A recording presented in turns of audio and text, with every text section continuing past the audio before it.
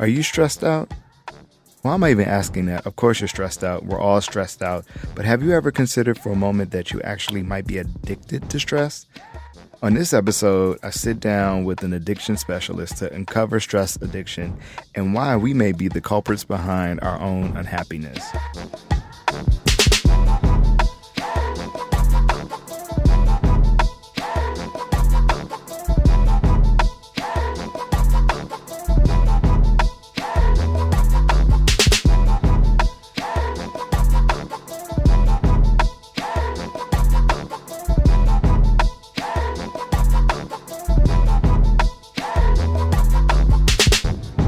What's up, good people? It's your boy Kent, and of course, this is Ungentrified. I have one of my homies on the show today, but we're not talking about regular stuff. We're going to get into something that everybody deals with, but why they don't want to admit that they deal with it and how to handle that. But of course, you guys know, if you've been here, if you've been around the block with me a couple of times, that before I get into the main topic, I ask everybody that comes onto the show, what's their favorite thing right now? What's on your radar? So, you know, what rabbit hole have you fallen in on YouTube? What Netflix binge are you on? What's your jam right now? Like, what's your favorite thing? Gotcha. So I think right now my favorite thing is that new album by Big Crit.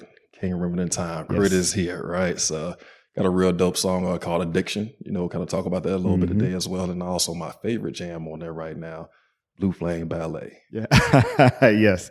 I've been rocking the Crit as well. Gotcha. And it reminded me, I got on Crit early. Yeah. And the Apple Store at Lenox, way back in the day, used to do concerts. Okay. And Crit had a concert there, and I went to like one of his early shows. So it's crazy to see his evolution as an artist. Yeah. You'll see him all over the city now, too. Yeah. All over the city. Yeah. But no, this album is riding. So yeah, love it. Yeah. So I've definitely been listening to that. What else is on your radar right now? Well, you know, it's the new season for the new shows to come back out. Of course, Power is getting ready to come back on. We got one of my favorite shows, 13 Reasons, is getting ready to come back out with its third season on Netflix. And you know, it's final season too. Yeah, final season. Yeah, you know, so they're still kind of, you know, right in that subject matter area, you know, so just getting ready for that football season come back around the corner, you know. So that's what's on the radar right now. Let's see what's on my radar right now. Music wise, I've been listening to a lot of Ghanaian and Nigerian music. Okay. Partly because in a couple of weeks, Black and Abroad will be taking a group of travelers there. Nice. So we always create a playlist for our guests before they come to kind of get them in the mood. Okay. For the city, and so that they have jams when they get there. Gotcha. So like when we take them out, they know what songs are playing. So we got the Black and Abroad mixtape. Right. Gotcha. And we do that for every location that we go to. So I've been digging into my digital crates and pulling out stuff that I know, asking all of my Ghanaian friends, what's the jam right now over there? Mm-hmm. So I'll put a list together for them. So that's been on my radar musically. What have I watched lately? It's interesting you brought up 13 Reasons Why, because I saw in the news that this was going to be the last season. But they had been catching a lot of flack for the first season, and they went back and edited something that happened in the first season, like now in the last like month or so. Gotcha. And I think that ultimately led to why this season was the last season too, because power of the media, and power of social media too. Yeah. I don't know when. Well, if you watched the first season before this month, it had the suicide scene, right. Which is what the show is based on. It's all about. Yeah. And it was very graphic. I remember, I think I watched it maybe a couple of weeks after the first season premiered, and I was like, oh, they went there. All the way there. And I understood it, but a lot of people were triggered by that episode, and surprisingly enough, 2 years later, they decided to go back and edit that particular scene to not make it as graphic as it was. So yeah, I didn't watch season 2 of it. So I do need to catch up, because now I'm interested to see why they have abruptly ended it. Season 2 is okay. You know, it's always, you know, a lot of shows that have that season 2 is not always as good as the first one. Mm-hmm. So season 3 typically kind of comes back around and kind of saves and brings the whole story back full circle. Yeah. And there was another thing I read about how Netflix has like this 2-season, like, I don't want to call it the curse of the 2 seasons, but a lot of the shows that either featured primarily cast of color or hit on very specific or niche topics didn't make it past the second season. And because they've been canceling a lot of shows lately, and the shows that have been on the chopping block have been shows that had, a Latino cast or a Black cast. People of color. Right. LGBTQ cast. And they were like, they just don't make it past the second season. Big examples of that was like The Get Down. Yep. That show didn't make it past the first. Well, the first season was split into two. And there was another, was it One Day at a Time, which featured a Latin cast. They didn't make it past the second season. Yeah. So, unfortunately, I mean, that's kind of, we have a historical context of that, right? We find a way to make money off of certain cultures, and then when the budgets dry up, or when, certain things aren't producing, you cut ties with them very swiftly. Right. Or when they get what they need out of it. Exactly. They're quick to bounce. Right. And it brought me back to like the WB network. Oh, yeah. And UPN. Oh, yeah. How they started off one way. Right. And then I remember UPN used to be called You People's Network. And right. Talking about Black folks. And you can even look at VH1, how it was a floundering network for so long until it kind of picked up certain content. And now is, they don't even show music videos on there anymore. Flavor Flav changed the game for VH1. Everything. Give that man his flowers. Got to. VH1 would not exist today without Flavor Flav. Without Flavor Absolutely. Flav. But we're not here to talk about Flav or well, maybe. Right. Or maybe. Well, maybe. But that was not where I planned for us to go today. Yeah. But you guys are probably wondering who I'm talking to about reality TV and Netflix. And I'm going to let that person tell you who they are. So go ahead and let the people know who you are. I appreciate that. My name is Vaughn Gay. I'm a licensed professional counselor, master addictions counselor, certified anger management specialist. I'm currently finishing my doctoral program at the University of Southern California in social work and social innovation. I serve as the assistant director of counseling services at Moore School of Medicine. And I also am the founder and lead practitioner of Holistic Atlanta, which is my private practice here in Atlanta, Georgia. Right. And after all of those accolades, his most important one is that he's my homie. So, there it is. And that's why exactly. He's that's how we is. So I brought Vaughn on the show because I saw what he was doing with Holistic Atlanta, and I reached out to him. I was like, "Yo, it's been a minute. We got to chopping it up." Because we used to see each other in the gym all the time. And I ain't been in the gym. I haven't been in that gym. We've been looking for you. Right. I ain't been in that gym. Right. I've been in the gym, just not in that gym. Okay. And I chopped it up and got to talking about the work that he was doing. And I was like, yo, you need to come on the show. And he was like, yeah, absolutely. And we got to talking. And he brought up the notion of being addicted to stress. Yeah. And how you realized that you were addicted to stress. And in that moment, when you said it, it kind of blew me back off of the phone, because I was like, that is something that I know I deal with and that everybody deals with in some way. A lot of people deal with it, and we just don't even know what to really kind of call it. Right. Because it had never been presented to me in that way before. Right. And as a bad thing. It had never been presented as a bad thing. So I was like, oh, you absolutely are coming on the show. And that's exactly what we're talking about. Mm-hmm. And of course, you heard the man's long list of accomplishments. So he is one of the best people to talk about the space, and he's speaking from a personal space. Yes, so absolutely. I wanted to bring him on and flesh out this conversation around what it means to be addicted to stress. So before we get into that, tell us a little bit about what you do as an addiction counselor and the work that you do in the space around mental health. Gotcha. So I've been a mental health practitioner for 10 years now. So I came back to Atlanta from Georgia Southern as I finished my graduate studies in psychology, and just kind of started working in the field, doing behavior modification, treatment planning, assessments, things along those lines, progressing to doing psychological assessments, and really kind of understanding the infrastructure of how to provide mental health services from a community level. From then, I took on a director's appointment at a community mental health clinic in Dunwoody. And from there, I really started to learn the leadership styles. And so my responsibility on a daily basis is just ensuring any client that I come in contact with to ensure their mental, behavioral, and emotional wellness. And we can do that through a number of different things, through therapeutic treatment, which they would have treatment plans and specific objectives and interventions. We can do that from brief counseling, person-centered and solution-focused, just a number of different modalities that can be used. Right now, typically you'll have a lot of mental health practitioners that use cognitive behavioral therapy, which is a theoretical orientation in which we condition the thoughts to produce better behavioral outcomes. Right now, I'm starting to go into the space of dialectical behavioral therapy, so where we focus more on mindfulness, meditation, interpersonal wellness, distress tolerance, and effective communication. So really kind of rounding the entire person out and bringing a holistic approach. And that's where I really developed the concept of my practice, Holistic Atlanta, from, into providing mental health services to our particular community, but also addressing them not just from a specific diagnosis, but from the entire person from a holistic perspective. Gotcha.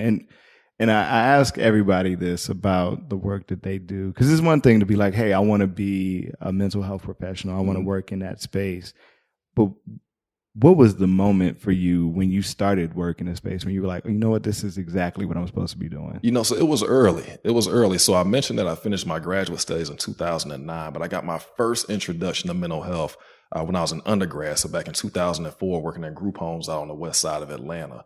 And all those young men, young Black boys, that were either in DFACS custody or they were fresh from YDC, which is the Youth Detention Center.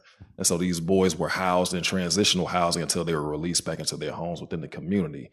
And so it was there to where I, at the age of 20, I was really start to identify certain things within myself, within them, and certain things about themselves within me, and knowing that the one thing that was missing from them was opportunity and investment into them as an individual. And so, but all these young men were required to meet with licensed therapists. And so they may have gone through, in my 2 years that I was working at this agency, they may have gone through about 15 to 20 different therapists, because the young men just were not comfortable with, kind of discussing certain personal things about themselves.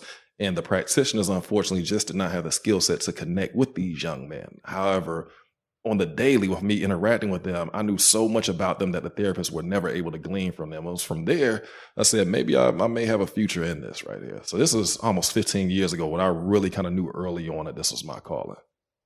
And you have a knowledge base of just existing as a Black man. Exactly. So you have those kinds of connections that a lot of people in the mental health space don't have. Exactly. And that's why a lot of people in our community don't seek out help, because they don't see people who they can see it from. Right. Seek it from. And just to being the kind of person I am and being a visionary person, I saw a need and I saw a major gap in services.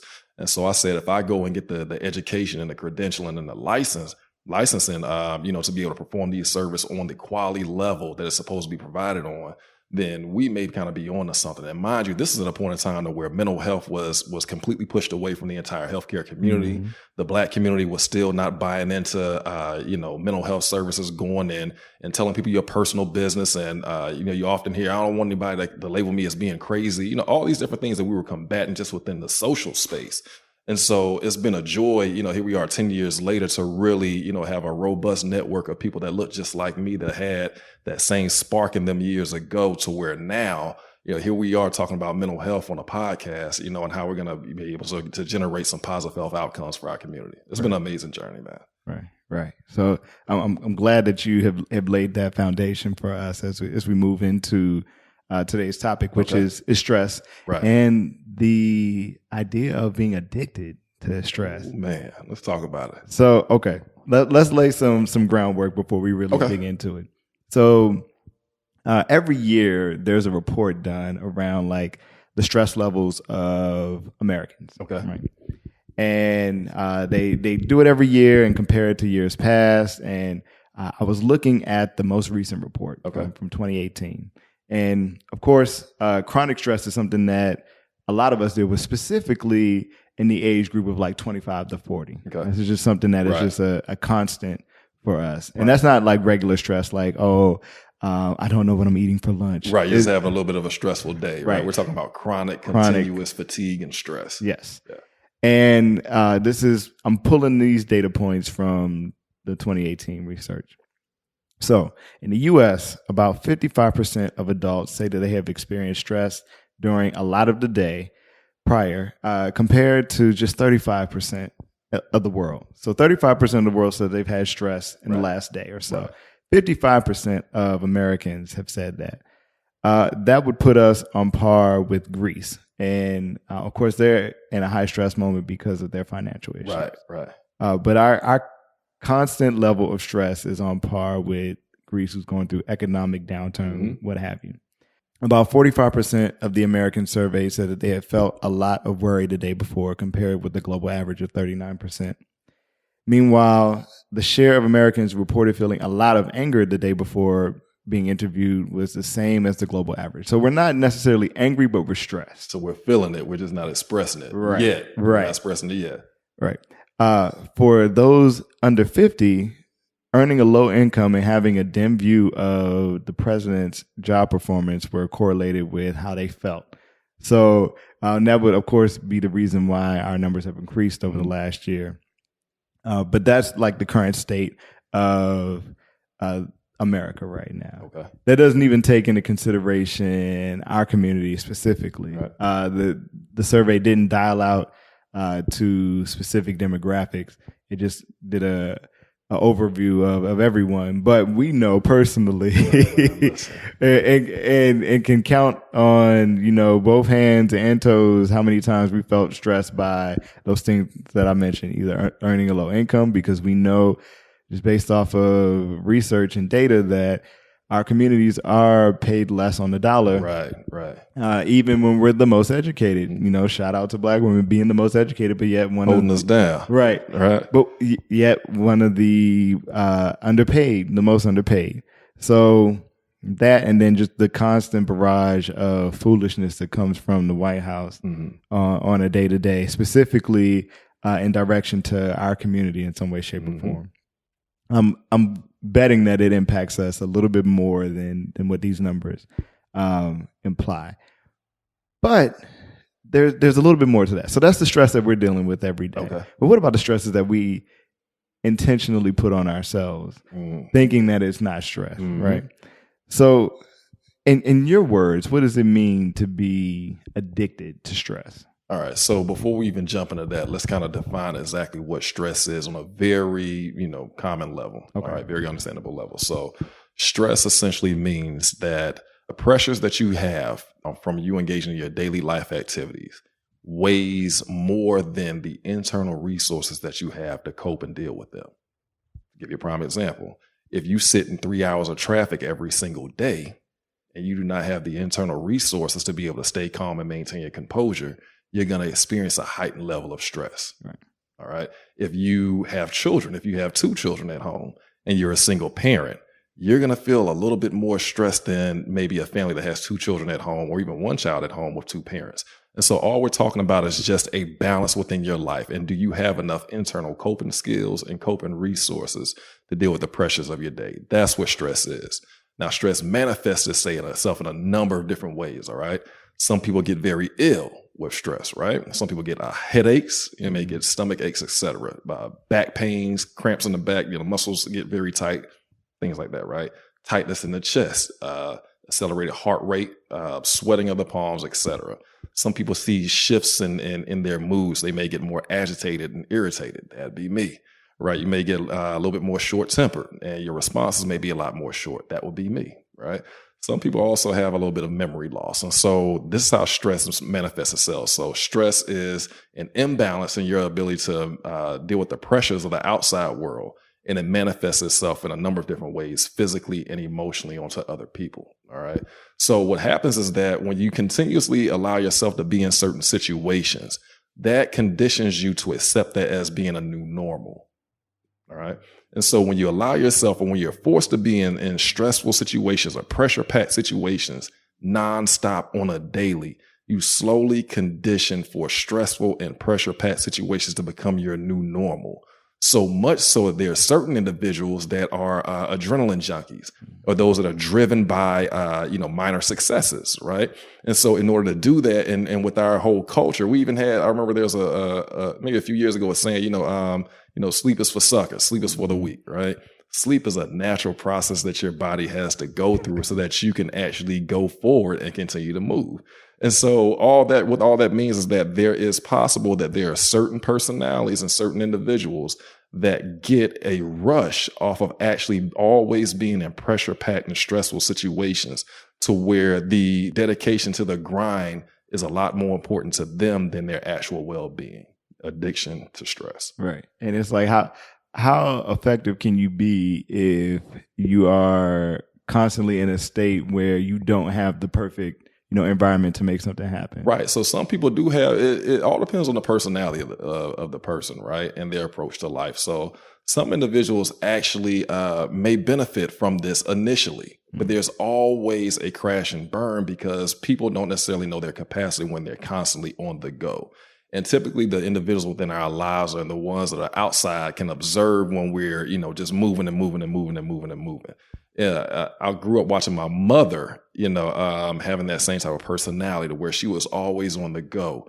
And to where she, actually kind of got a little bit of a rush out of being able to accomplish so many different things. But people always tell her, you're going to end up crashing and burning. You're going to end up crashing and burning. And she actually did. And it caused some major health implications on her at an early age. So she's been able to recover from that. But she also had to learn that she's only one person and can only do what it is that she, can do and should be responsible for doing, as opposed to overextending herself to meet the needs of so many other people and just to meet that heightened standard of what's expected of her as a person.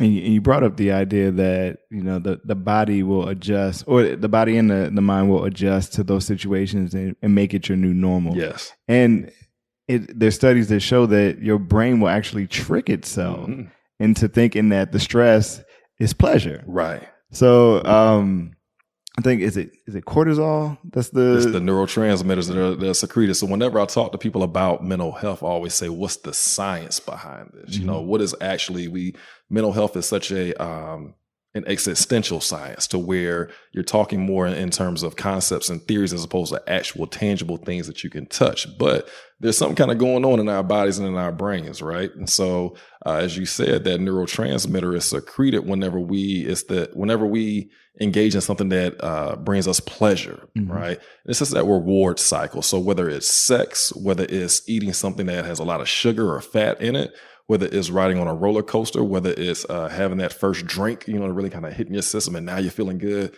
that same reward system of pleasure in the brain can be activated just by engaging in something consistently to where your body does feel good. Right. So yeah, we have forced ourselves to be tricked into thinking that stress is pleasure. Right.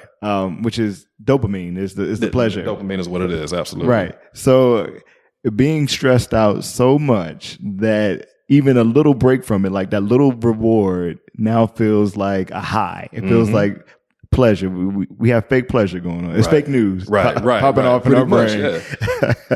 So are there some easy signs to kind of figure out if you are one of these people who is addicted to stress? So, like, what does it look like? Speaking from my personal perspective, so this is actually not even a clinical diagnosis. This is something that came to me actually in the fall semester, so maybe about a year ago, as I was in my doctoral studies. And so I was averaging maybe about 2.5, 3 hours of sleep a night. Okay. And working a major 9 to 5 at a major medical school, running a private practice, being in a doctoral program, being a young father, these were essentially was doing 4 full-time jobs in 24 hours. Right. And so there was parts of me that was, very energized, because I was able to meet the demand of all 4. And you're kind of sticking your chest out, feeling like the man, feeling that you can handle all these different things. But I was ignoring the chest pains that I was having. I was ignoring the emotional and the mood swings I was having, the shifts in my behavior, and how I was responding to other people. I was not responding to friends and the family members, and so these things, I may not have been paying attention to them because I was so deep into the mud, but you have to pay attention to those people around you that genuinely love you and say, hey man, listen, like, I don't know what's going on with you right now, but, some things about you aren't right, and you need to kind of just chill, relax. I think at that point in time, so many different people were offering me help, and so many different people were telling me, hey, just kind of just, do what you can, and take a break. And I was completely ignoring all that because for me, getting the job done, I was so fixated on not necessarily being the man, but essentially being the man in every single thing that I had my hands on, to where it was leading to just a slow, gradual breakdown for me. And thank God, that I was able to kind of make it through that semester and got to that winter break. But had I not, a crash was definitely coming for me. Yeah, I think when we talked about addiction and stress, I think back to when I went to law school. Yeah. And people look at me crazy when I tell them that I worked a full-time job and went to law school at the same time. Right. Law school is hard enough on its own when you ain't got nothing else to do but be in class and study all day. Right. But add a 40-hour, commitment, and we say 40 knowing that it's more than that. 60, 65. Right.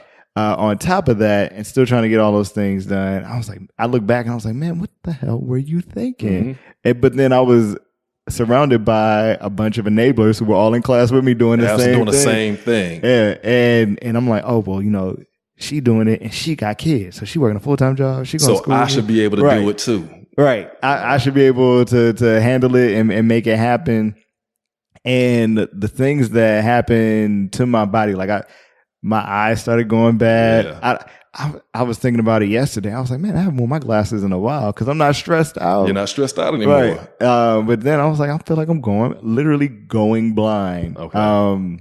Nobody saw me because I was gone all day. So I didn't have anyone who knew me telling me like, can't fall, take a break. Chill out. Right. Sit your ass down somewhere. Right. And then my breaks were like, oh, well, I don't have to go to work today because we're closed for holiday break, but I still got class. Or like there were very few times where I was off from both things at the same time. So I never got a full kind of retract moment from all the things that were going on. And that went on for 4 years. It was supposed to be a 5-year program and I did it in 4 because I was so you added some intensity to the program that was already intense in itself. And that was me trying to save myself because I was like, I know if I try to do 5, I might die. Right. I might not make it to 5.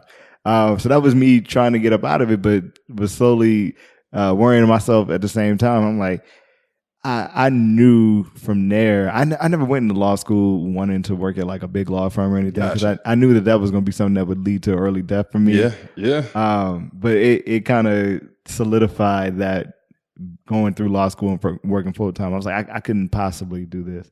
But I liked the idea that people knew that I was busy and I was making it happen and I had all these things going on. Right. Like it felt like these were the things that I was supposed to be doing to make it happen. And yeah, it's stressful, but I'm thriving. I'm doing this. You may be thriving on paper. Right. But when push comes to shove, like you're really doing yourself a disservice. You're on that hamster wheel. And I add one thing to it. You probably, when you had that downtime where you just didn't have anything to do, you probably felt guilty for not studying or not reading, or not kind of, being at work. You probably had that guilt, so, all that's kind of packaged together. You can call it burnout. You can call it addiction to stress. You can call it being worn out, whatever you want to call it. What it is an unhealthy approach to our goals, and the reason why we do that is because we have a misperception on what our true value is. So, and when I remember when I first realized that I was starting to go blind and I went to the eye doctor and they were basically like, your eyes don't know when to turn off. Yeah. Like you are going so hard that your brain has forgotten to turn off and the stress is like, it's wearing you thin. Right. And that's, like you said, it goes back to like when we think about the science about it, the cortisol, it's just wearing you thin and it has messed up your other sensors into thinking that it's okay. Right. And you started to touch on it, but did you realize it yourself or did someone else had to kind of kick you and be like, hey, Vaughn, chill? Oh, I knew it. Yeah. And it's not even because it wasn't a individual event. This is a behavioral pattern that actually is transgenerational. Because like I said, I saw my mom doing this. My mom saw her mom doing this, back in the 60s, and 70s, she saw her mom just constantly going and going and going and going, so this is something I already knew was within my behavior, and just within my personality style.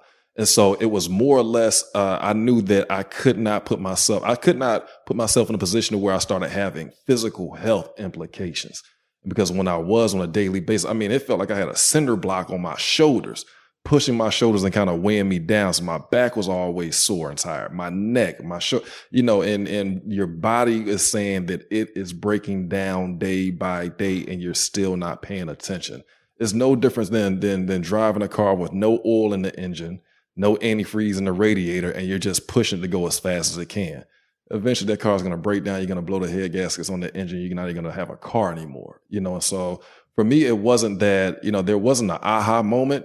I just knew that I had to slowly decrease. And then I actually had to make a decision within myself that I will only take on so much in a certain period of time. That way, number one, whatever it is I was working on can actually get some quality work out of me, right? Two, I don't want to set expectations that people may have of me to be able to deliver, and I can't because I've taken on too much, whether it's too many clients, whether it's an extra project at work. I didn't even tell you. So that next semester, on top of everything I was doing, I picked up coaching Little League baseball with my son. So because you didn't have enough. Because I didn't have enough, right? It just wasn't enough, right? And so again, that isn't anything that is externally within the environment. That's internally within me as a person. So I had to check myself because now I took on 13 3-year-olds as a T-ball coach. And so I had to really kind of ask myself, is this self-serving, or is this serving the benefit of other people? Could be both, but at the end of the day, I did not have to take on all these things at one time. And so I've just slowly but surely just had a reality check, man, and just said, I can still fulfill everything, that I want to do for myself and for other people, but it doesn't all have to be at one time. That was me. During law school, I added the responsibility of being a co-owner of a tattoo shop in Little Five Points. Because it wasn't enough. Right, because it wasn't enough. Oh, I don't know what I was thinking. But here's the thing, and it's something, so I'm a big college football fan, okay? Kirby Smart, the coach at UGA, says something that's, he always has these little isms that he says, right? And he says, that pressure is really just a reflection of your own ambition.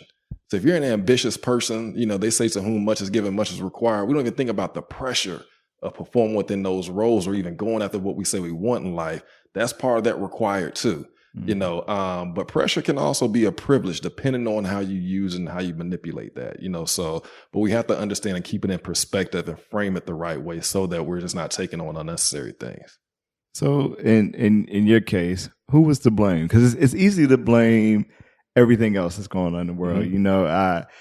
It's because the rent is too damn high, or right. they cancel my show on Netflix. Right. We have all of these other reasons for why we're stressed, except for the things that we do to ourselves. Mm-hmm. So who was to blame for you? Did you blame yourself? Did you blame everything else that was going on? Or so the first step to recovery is identification, right, and acceptance. So of course I was the culprit to blame. No one came to me and said, Vaughn, we need you desperately to do this. Vaughn, you have to do this. A lot of these things were, again, it was just a reflection of my own ambition. But something that we really hadn't even brought up yet, to add on to all that is social media, right? Because as I'm building my practice, social media, it kind of is, it's almost like a never ending loop, right?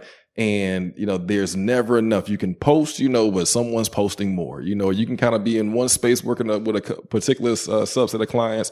Someone over here has done something completely different. And so you're almost kind of in this competition with social media is kind of like this major competition in which everyone's competing with one another, but no one's winning. Mm-hmm. And that whole, there's a fear of missing out on social media, but then there's also in this there's this pseudo FOMO when it comes to young professionals as well, to where we're kind of competing against one another, but we're, most of us are not even on the same field, but we're trying to outdo one another, and it's not necessarily yielding any kind of conducive results. Yeah, I blame melanin. You blame melanin? You know what? We can blame that a little bit too. and I say melanin because at a certain point, when you get, let's say, out of undergrad and you get into your space, and maybe around your 30s, it is a point where everybody either looks 30 or like completely old or completely young. You have no idea whose age is what. Right. Like there are some guys, I'm like, man, he look older than me. He's 31. Right.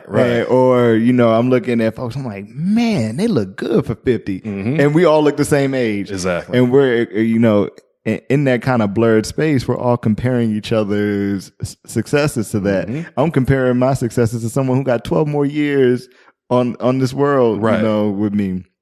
Or someone who may be 5 years younger than me, but started 10 years ago on what they were working on. And I started yesterday.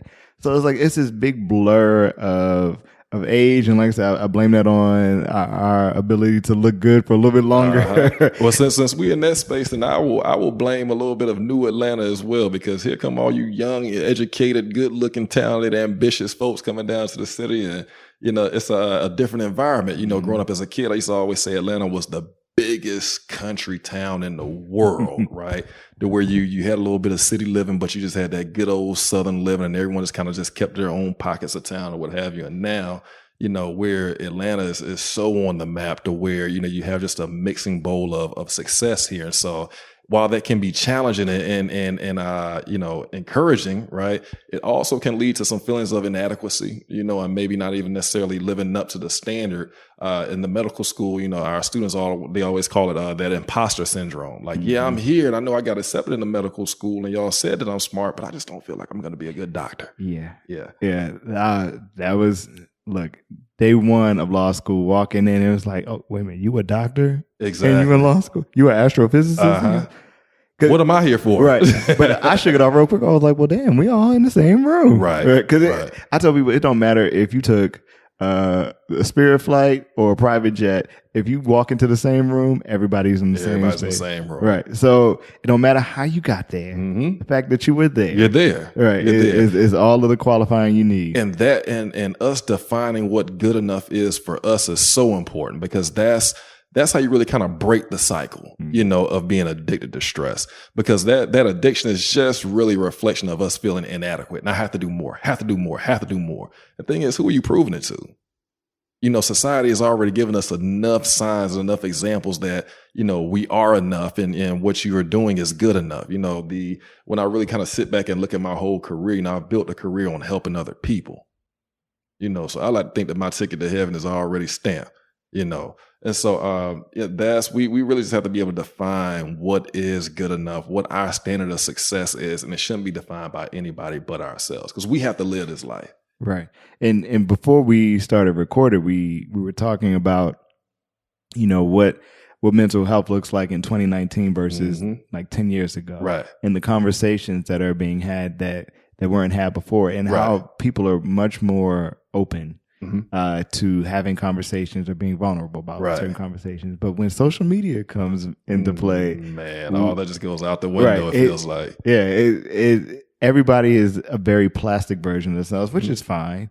But some of us fall for the plastic. We don't understand that, this is a very crafted, image of someone. Even down to, the person who doesn't care about Instagram. They have cared enough to select, okay, this is the photo I want to present to the world, or, this is the comment I want to present to the world. Right, Everything is, a crafting and a curation of, whatever you want to brand yourself out to the world. But it leaves so many people unhappy. Right. Faking like they have it. Absolutely, yeah. And I think it impacts our community much harder, especially those who are in the space of, like, you may be the first one to have gone to college, the first one to move out of, whatever little town you come from, the first one to buy your own home or be in that space where we feel like we have to have a certain level of success. Yeah. Not necessarily for ourselves, but for the appreciation of others. And I think a lot of times we have fallen into this trap where we equate being busy or being booked and having things to do with being important. And that's why we're always trying to, like, display, oh, we got this going on, we got that going on, we got this, because it's like, if I didn't, then nobody would care. Right. And is that why, stress addiction doesn't feel like an addiction? It almost comes off as like something sexy, because it's like, oh, I got this conference going on and I'm here, and then I got to be there, and I got my side hustle working with my side hustle. It's like we got all these things going on because we think that it makes us look a certain way. Yeah. I don't know. What's your take on that? Everyone wants to feel valued. Everyone wants to feel valued, and everyone wants to let others know what their value is. All right. And typically when you don't have that value established, within yourself at a certain age, then you have to start creating that. And what social media has done is given us a platform to curate specifically what our value is to the world. whether that's real and tangible or not, right? And so, I think that it's created a little bit of a false sense of security within certain folks, because if you were to just, let's just say that the internet just shut down right now, what will your value be? What will you be contributing to the world? We literally waste so much time on trying to prove ourselves to other people that genuinely don't have your best interests at heart, or once they kind of give you your double tap of value, they're going to scroll to the next person. So what is it that we're seeking from that? Yeah, I think that, just kind of appearing to be busy is one thing. Actually being busy, no one is really going to kind of see you, because you really are all over the map. And so again, I think it goes back to what drives you internally. Are you driven by results? Are you driven by wanting to help other people? Are you driven by wanting to be seen? We really have to be honest with ourselves. And I think that by, it's that V word that especially us men, especially us Black men, don't want to hear, that word vulnerability. Right. It's bacon wrapped with weakness and being soft and all those kinds of things. Right. But when you think about it, it actually takes a hell of a lot of strength to allow yourself to be vulnerable in front of someone else. Right. And so some of the things that we consider weak, it takes a lot of strength to do. And some of the things that we fake our strength in is some of the weakest things that we could be doing as men. Yeah. I had a conversation around like everybody's definition of strength and masculinity. Right.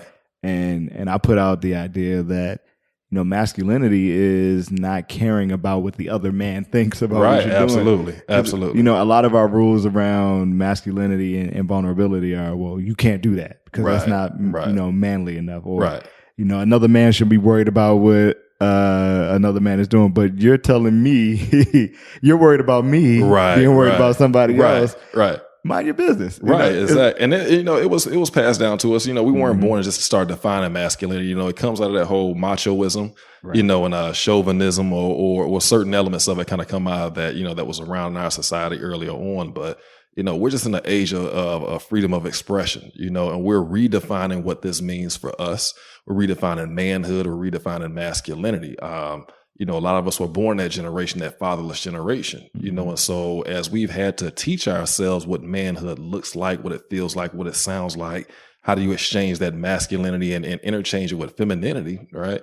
We really are in a space to where, we are really are not even being allowed. So we're taking, the lead and redefining that. And, just understanding that our role is not always to be the domineering superior one, but there is a element of leadership that does kind of drive men, to a certain degree. And so just kind of just reframing it and repackaging it so that it's beneficial not only for ourselves, but for other men and also for the women in our lives as well. So let's get back to these busy people. Gotcha. Do we envy the busy people? Do we envy them, or do we really envy the less stressed people? Because if you think about it, we all work towards a moment in life where we can be less stressed, whether that's retirement or, I got enough money in the bank to where I can do what I want. Right. We're all working towards that fantasy, that goal. I don't want to say fantasy. Right. But for it we do fantasize about it, Right. But who do we envy the most? So you actually just answered it. We envy the people that are less stressed, that are able to attain the things that we think the busy people are actually attaining. That's what we envy. And we're all just trying to figure out that formula and how it works for ourselves, and we can work and stress a little less, but then get our maximum value for what it is that we think that we bring to the table and contribute to society. So it's really the outcome that we're envying, and just the least restricted path in order to get to that. That's just basic physiological survival, right? Our society was built on people being less stressed and getting the maximum value out of what it is that they had other individuals doing for free. That's all that it is. Right.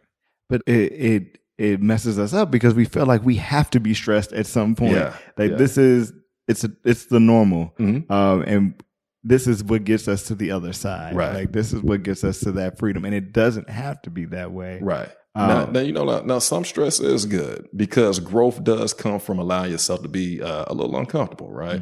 That discomfort, even when you think when you go through puberty, right, and your body grows, your knees may hurt, your back may hurt, your shoulders, your arm, your joints, and so your body is actually changing physically, and so even just in a general sense, if you kind of think about you as a person, right? You have to put yourself in a little uncomfortable place and get just a little, experience a little discomfort so that you can actually grow. So there is a level of stress that can be good. So long as you have a plan and a desired outcome and a standard that you're holding yourself to, and you don't overextend yourself, the stress can be used to your benefit, if you're really harnessing it correctly. So for those of us who may be addicted to stress, and that might be most of us, right. Is there a way to kind of break that cycle or things that we could do on a daily basis to help us kind of counter that stress or that addiction to the stress, rather? Well, the cycle is eventually going to break you. Right. So if you continue to stay in it, you're going to get exactly what it is that you're putting into it. Right. You can only put so much stress on any type of machine before the machine wears down and breaks down. And if we look at our bodies and treat it like a machine, if you continuously put an overload onto the body, then eventually everything will break down. I think that the best way, typically, like I said, if you have a really decent support system and a network of individuals around you, they'll know when you're overly exerting yourself. They'll know when you're starting to engage in some behaviors that's just kind of not you. We have to have it within ourselves to listen, right? We have to have it within ourselves to know that we're not these perfect human beings that's always going to be succeeding, never failing, and things along those lines. And so those that, when we have our loved ones that are telling us, hey, listen, I'll take over for this for you. Let them do that and get yourself a little bit of rest and relaxation. A number of us have taken a day or two off, and then we've taken those PTO days and just filled it up with a whole bunch of other stuff to get done, right? And then you get to the end of the day and you be mad because now you got to go to sleep and get up and go right back to work. That was a choice, and we all have choices. And so what we're saying to ourselves indirectly by continuing to stay in this cycle of being, stressed out and burned out is that we're choosing to put this on ourselves now. And what's going to happen is that when we get into our 60s and our 70s and our 80s, we're going to wish that we valued our youth a lot more. And so the reason why we're even, talking about this whole thing about mental health and how it affects the Black community is because we want to be able to kind of change our course within our generation, within the millennial generation, and set forth a new foundation for those coming behind us so they don't have to experience some of those same things that our parents and our grandparents and our great-grandparents did culturally in order to establish and identify what their value was to our society. We've been given a lot of opportunities to expand ourselves and become socially mobile and economically mobile. And so by utilizing these things and maximizing them and thinking smarter and not harder, we don't have to just press and press and press. We can kind of get to a point to where we can identify what success looks like for us and just live and thrive, man. Do you think that people give up on the idea of not being stressed? And is that a part of the addiction too? Like, this is just what it is for me. And I mean, let's pull the stress part out of it and let's just focus on addiction. When you're dealing with people who have addiction issues, do you see a lot of people who's just like, it's just, this is what it is. I'm going to smoke every day, or I'm going to drink every day, or, I got to have sex at least, X amount of times a day. That's just how life is going to be for me. I don't see no other way. I'm 50 years old. I've been drinking since I was 15. Right. My mama was drinking. My daddy was drinking. All my brothers drink, so this is just what we do, right? It's you start to find your identity within the addiction, right? I'm just going to be a crackhead. I'm just going to be a dope fiend, ain't nothing good ever happened to me, so I was supposed to be in this position. Somebody got to be in it. So I'm going to be in it and I'm going to be the best at it. You have individuals who, actually have that mentality. And unfortunately, there's not a whole lot that you can do to completely undo that because they've been conditioned this way. And their environment has taught them that this is an acceptable way to be. And for them, for survival, it just may be from their reality, right? So when you talk about addiction just in general, if there is no rock bottom, no aha moment, the light switch never comes on, you can become a functioning addict, right? Like back in the 70s, we had like a major heroin epidemic, right? Mm-hmm. But there were a lot of functioning addicts and people that were getting high at home every single day and you would never know it. Right. Right. We have famous musicians. We work with some people who are functioning crackheads. Absolutely. Absolutely, man. It not to say it is what it is, but this is a very real thing within our society. Like you have people that work at your job that you may never know. is dealing with an addiction, you know, and these things are very real. So if you were to add the whole stress thing back to it, that's that person that's, you know, working till 7 o'clock every day when everybody else is gone at 5 o'clock because they got to get this done because, you know, their clients need this or their boss is going to be expecting this in the morning. It's the person that's answering and responding to emails at 2 o'clock in the morning when you should be getting some sleep and rest, because that's just what a great professional does. Unfortunately, you know, not to say the paycheck doesn't change, not to make it about money, but, you know, you really have to kind of keep things in perspective. If you get everything on your to-do list done today, when you get back to work the next day, what's going to happen? You're going to create a whole new list with more things to do. And when you can no longer do the job is going to thank you. It's going to roll you out of the way and roll someone else in that can do a better job and pay them a little bit less money than what they paid you. Yeah, I don't know why or how we got into that idea that our jobs won't go on without us. Oh, goodness.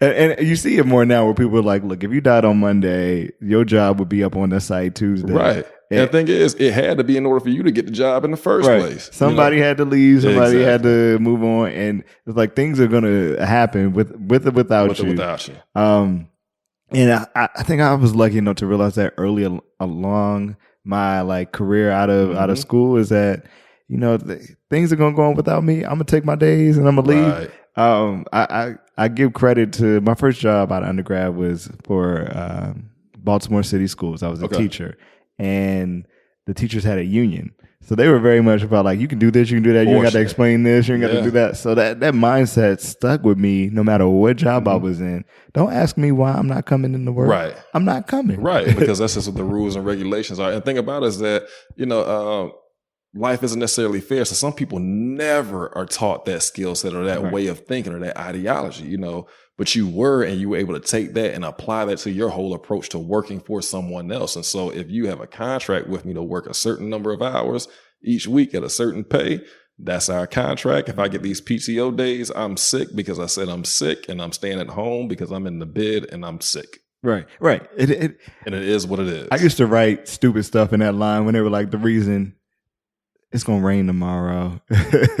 I got to get my toenails clipped. Like, why? Right. Why? Right. I remember one time I put a question mark around there and they sent it back. I don't have to put a reason down. Right. Or whatever reason, I'm not going to be here. It's understanding your value and taking control over what happens to you within your life. And I think that we don't understand that. We really, you know, it's important to have that confidence, you know, and when you identify what your purpose is early, you'll know what your value is. And by that point, you can start taking control of your life and dictating how things have an impact on you. So we dipped on how stress impacts our community specifically. But there's a thing that I've seen happen with not only myself, but a lot of people who I've spoken to, especially those who felt like they have gotten to a certain point of success in their career.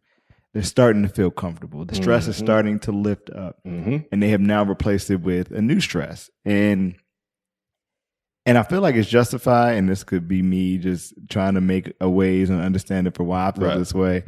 But a lot of people who I speak to in this space, in our community, feel like everything could go bad tomorrow. Right. You know, everything is I'm working on the fear of a worst case scenario happening. You know, if I got a little notoriety and got a book deal, somebody tomorrow could say my book is trash, and that's the end of it. You know, that it's all over for me.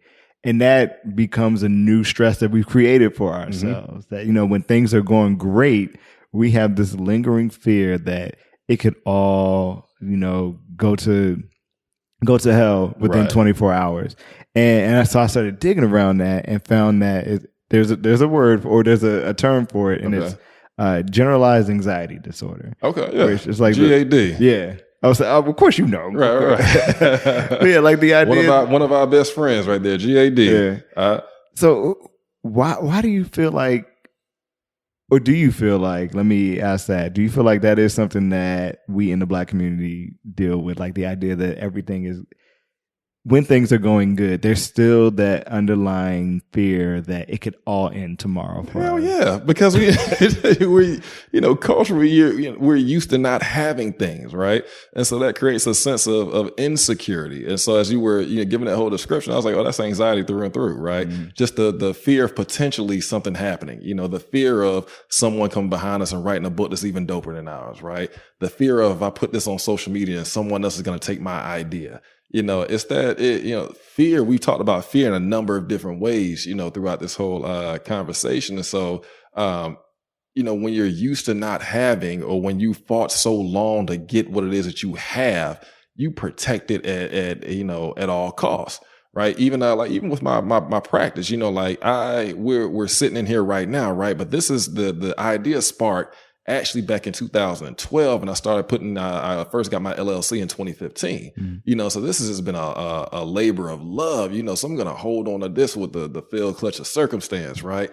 But as a business owner, I also know you don't fall in love with your businesses, right? Because you build them up to a certain point, you build the value within them, and then you let them go, so to answer the question, that definitely does exist, because our generation is in a little bit of a rebuilding, because as we are about 50 plus years, into integration, we realize that certain things work, but a lot of things didn't, and one thing that we gave up within our community is ownership. And so now our generation is saying, this is how I really kind of get back into a space to where I have control over me, and I get to dictate what happens to me within my field. So I don't have to worry about, someone coming behind me and being better than me, because I'm not just holding on to one small thing. I'm starting something that's very major and is bigger than me. And so I think, just having that sense of security, and that goes back to, what I was saying earlier with confidence and knowing what your value is. And that value is rooted in you having substance as a person. So you add to your substance, everything else is just a piece of cake, and it just flows from there. But there's more to it. Okay. There's always more. All right, there's always more. Right. So there's that one side of it that we just discussed. But then there are the things that happen to our community that we have no control over. Yeah. And that, I think that will put the fear into us as well. We've all had those conversations from, our elders, that you could do everything right. Yeah. You could do it all right. And one decision, not even made by you, by somebody else, could take it away. Apart, yeah. Right. And it could be something as simple as you getting arrested because a cop felt a certain way, or you being shot by a cop or a certain way, or you deciding to use a bank like Wells Fargo to get your mortgage. Right. A decision like that, where you did everything right. And we've seen historically, time and time again, where things did, on Monday, everything was fine. And on Tuesday, the world completely flipped on our heads. So that is something that has historically happened to our community. Right. So when I think of it, that's why I was like, I feel justified in it, because, history has shown that it has happened. Right. You got to stay on guard always. Right. Yeah. So it's like, do we ever get to a moment where we have that freedom of lifting that from our mind space and allowing, other thoughts or processes to utilize that space that we're dedicating towards the fear that it could be over, like from something that we had no control over. Doesn't matter how educated you are. Yeah. We've had this conversation in the work that we've done with the Emerging 100. Exactly. I remember very specifically talking to the boys at Best about, like, you could be top of your class, be best, the best dressed person on the block that day, and someone on the force, on the police force, could decide that it's your day. Right. Exactly. Exactly. And it completely changes everything for you. So I was like, as I'm talking it through, I'm like, I'm even perpetuating the idea that, you could do, and is it an idea or is it a truth that, you could do everything right and someone else decide that it's over for you. So that's why I was like, I ride on the notion that it is wrong for us to feel that way, but we're also justified. It's like existing in that state of suspended paranoia, right? Like you're always on guard. You're always having to think about, okay, I need to move 2 steps quicker, right? Or 2 paces. Well, you need to move forward 2 steps further, or move 2 paces faster than everyone else. if we really just kind of just talk about the root of it really quickly, because as a therapist, my mind always goes, so what's the root cause of this, right? Mm-hmm. Unfortunately, just in how our society was established and set up and buttressed, right? Black people were generally never made whole, like whole citizens within our society. And so all these things that we kind of talk about culturally have manifested out of that root. And so what we have done is develop a huge sense of resiliency. Like I feel like Black Americans are the most resilient people in this world, and so we've been able to capitalize on our resiliency, and we built a culture off of that. But part of that identity also rests in that state of paranoia, because to be Black, even within America, means that you do have to exist within that space. That's just part of the formula, and so it's not even about skin tone, but it's just about, culture and how people teach, people around them and their children how to survive and exist based on their own experiences. And so, do you have to rest in that state? Absolutely not, but just because you choose not to be in that space within your personal life does not mean that society won't thrust you back into it whenever they choose to do so. Yeah, I sat with that once I started digging and realized what I now know is GAD. There it is. There you go. I was like, I'm here all of the time. I know this address. That's right there on your Axis One. Right. I hang out here all of the time, and it's like things are going well. Right. It's like I find things to be stressed out or worried about. I remember having a conversation with my business partner for Black and Abroad. We had spoken at the United Nations, mm-hmm. and afterwards I was like, man, that was amazing. Like, whoo, I didn't imagine this, and then I was like, yo, is this it? Like, is this the peak for Black and Abroad? And I look back at that conversation. We reference it all the time, and we laugh because I was just like, yo, I was really scared. And it was just like at a height of like, this is a landmark moment for me. And I still took it to be like, yo, this could be the highest moment. This could be the peak. What's so crazy? So like John Wooden, that used to be the coach at UCLA, the basketball coach, back when like Kareem and all of them were playing way back in the day. So like all the athletes right now and all the coaches will tell you about his talks he would give on the pyramid of success. And what was happening is that you were just reaching the bottom of a new level. Mm-hmm. And so as you continue to aspire towards things in life, you will continue to move up in that pyramid, but you'll always, as soon as you can finish one stage, you get to that next level, but you're starting at a new bottom. But what happens is when you reflect back on it, right? That's when you really start to see like, man, like, it wasn't that I was naive or, I just was inexperienced. It's just, it was a reflection of where I was at that point in time. And now that we've been able to succeed that much more, we can look back on that conversation and laugh because, man, we just didn't even know how our hard work at that point is going to manifest into what it is we got now. So imagine where you'll be 10 and 15 years from now based on what it is that you're doing right now in that whole pyramid of success, man. It's actually a beautiful thing when you kind of sit back and reflect on, your life journeys, on the different challenges and the pitfalls you've been able to overcome. Yeah, I really had to, like I said, we laugh at it now. And I was just like, I couldn't even enjoy that moment completely because the next thought after that was, what are we gonna do next? That's how we topping that? It freaked me out. I sat in that for like a solid day, and I was just like, yo, this is great, but it's kind of scary at the same time. Right. And I didn't know how to kind of really compartmentalize that. No, it's not a fear. Mm-hmm. It was a call to action for me. There you go. And I look at that now. So I use, is this it now as the call to action? Like, nah, I have the answer for it. Mm-hmm. Whereas at that point in time, I didn't. Like you said, there's always more. There's always more.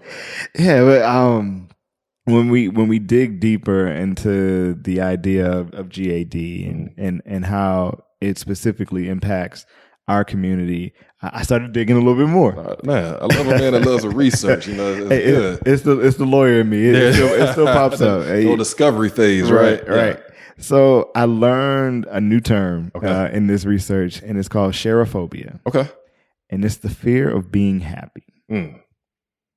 And it kind of centers around like the moment when you actually let go and allow yourself to be happy, that you have this fear that because you're free, that bad things have to happen. Mm-hmm. You can't have this happiness without, the yang coming for, this moment that you're in, this yin moment that you're in. And it's like, it's that too good to be true moment. Yeah. And I got to wondering, like, do we consistently operate in a too good to be true kind of mindset? And that's where imposter syndrome kind of sits in too. It's like, I lied to somebody. I had to lie. Even though I was telling the truth, I had to lie to get this job. Somebody took what I said the wrong way. Why would they give me this job? It's too good to be true. Everything falls into this too good to be true thing instead of you being just dope. Right. And actually making it happen. Right. And maybe it's the fact that someone saw something in you that you may not have seen within yourself. Right. You know, and so it just really kind of depends on what lens you choose to look at things from.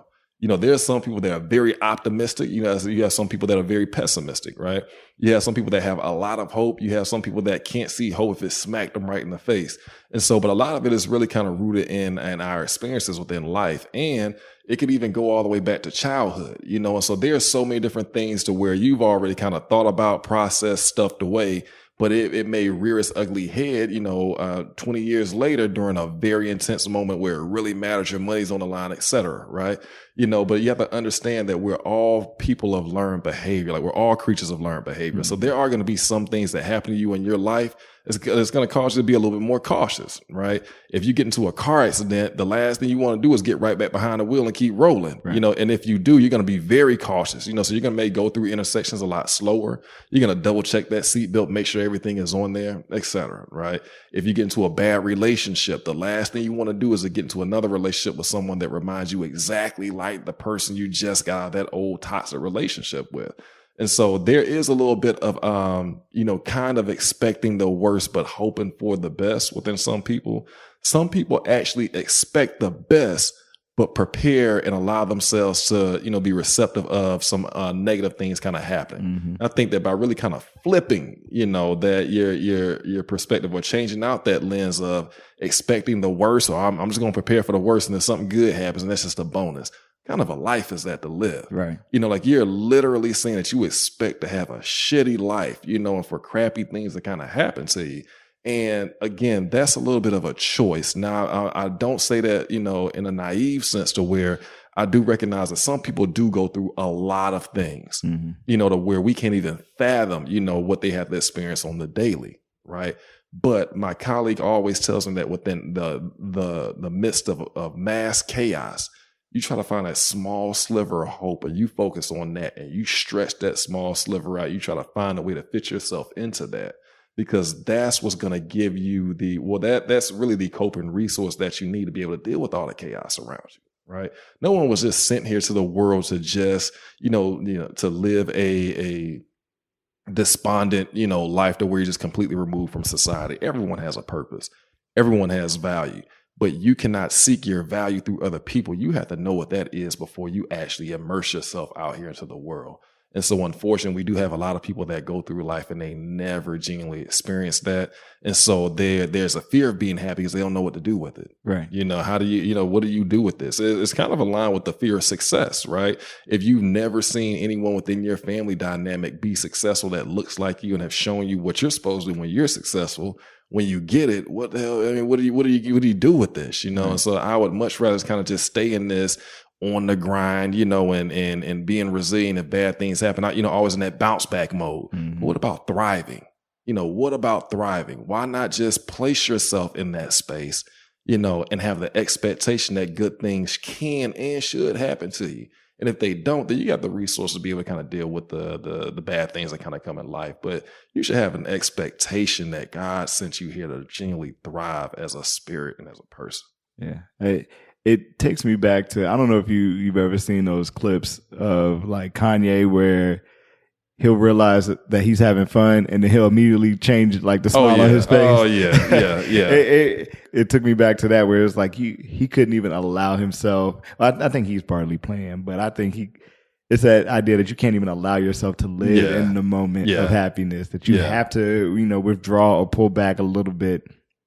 And I see so many people in our community who operate from that stance, like, nah, I'm good. There's a picture of him and I want to say him and Kim at the Met Gala this year, where she's super dolled up in his, serving face to the camera and the whole nine. It's just, everyone's gawking over her, and Kanye just has on like some of his $10,000 sweats, and he's just like looking off to the side and super unhappy and everything. And it was just indicative of, good grief, what kind of a life? This doesn't look like happiness, right?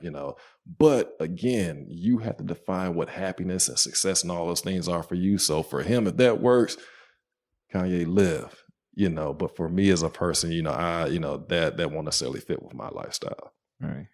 So, before I let you go, first, thank you for helping to flesh out, for taking that sliver from our conversation and really fleshing out this idea of people being addicted to stress, because I don't think people realize that they are. Yeah. And the reasons why they may be that way. But if this didn't help them today and they wanted to talk to you more about whatever addictions or concerns that they may have about the mental standing in the world, how could they do so? Where can they find you? So you can find me directly. You can get all types of content, in terms of, what I'm doing out here in Atlanta, whether it's at the medical school, whether it's in the community, whether it's with my private practice. You can follow me on IG at the THEATL LPC. So that's at the ATL LPC. LPC standing for Licensed Professional Counselor. You can also follow me on LinkedIn at Vaughn N. Gay. And then also my website for my practice is www.holistic, HOLISTIC, Atlanta, ATLANTA.com. Yeah, I think we need to work on am I addicted to stress quiz, a little BuzzFeed quiz for folks. As a matter of fact, I'm going to see if I can put something together on my IG feed in that way. When everyone hears the interview, then they can go back and take the quiz. Cool. Of course. Vaughn, thank you for chopping it up with me today. Yeah, I appreciate it, man. And you guys out there listening, thank you for lending us your ears and letting us figure out what's going on in our respective worlds and then in our community when it comes to addiction to stress. Of course, if you like what you heard today, there are other dope episodes just like this one where you can listen wherever podcasts are hosted or wherever you enjoy podcasts, whether that's Apple, Spotify, whoever. It's there. If you really liked it, definitely tell somebody to subscribe as well. These are the things that help me out. If you're on Apple Podcasts, leave a review. 5 stars is nice, but words that go along with the stars are even better. Of course, you can find me, your host, on Instagram and Twitter at Kent W. Johnson. You can also find the podcast on those same outlets at Ungentrified or at the website ungentrifiedpodcast.com.